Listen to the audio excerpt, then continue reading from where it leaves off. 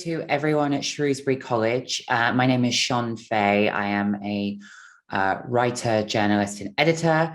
My work mainly focuses on mental health, LGBTQ plus issues, pop culture, feminism. And I am the author of The Transgender Issue, an argument for justice, which looks at the lives of trans people in the UK today of all ages, but including trans young people. And I am speaking to you now in the middle of Trans Awareness Week. And I just wanted to say hi to everyone and to share with you some thoughts that I had that might be helpful to at least some of you. Really some notes of like hope and what makes me hopeful for the future for all LGBTQ plus young people, particularly trans young people. And I think I have done a lot around the work on my book about thinking about what my experience was like growing up and reflecting on that. And certainly when I was growing up in the early 2000s, there just was no visibility or representation of trans people at all in public life.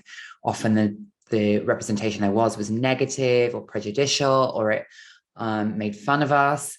And I'm really glad to say that's not the case today. I love the fact that younger people today have shows like Euphoria and Pose that show trans people being played by trans actors, being people who are more than just trans people, sometimes messy, sometimes complicated, sometimes fun, and giving kind of full representation to the richness of trans people's humanity. And that gives me a lot of hope, as does the work of my friend Travis Alabanza, who's an artist who works in the UK, writers like Juno Dawson, and you should check out her book, What's the Tea, Paris Lees, Tori Peters in the US, all trans authors and writers and creatives who are publishing and making work.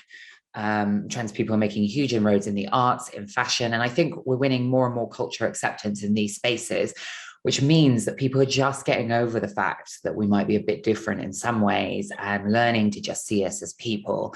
And that certainly is a huge step on from when I was young. I hope that many of the people watching aren't facing real difficulties, particularly if they are maybe questioning their gender or their sexuality. But if you are, I would just say to you to kind of keep on persevering. Sometimes, unfortunately, patience is a virtue. I know it can be really hard, especially when you're young and you want to just kind of get on with your life and discover who you are and fully realize that in the world.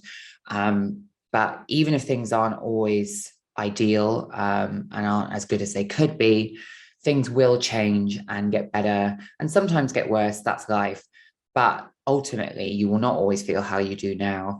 I wish I had told myself that when I was 18, when I felt very lost and I was struggling.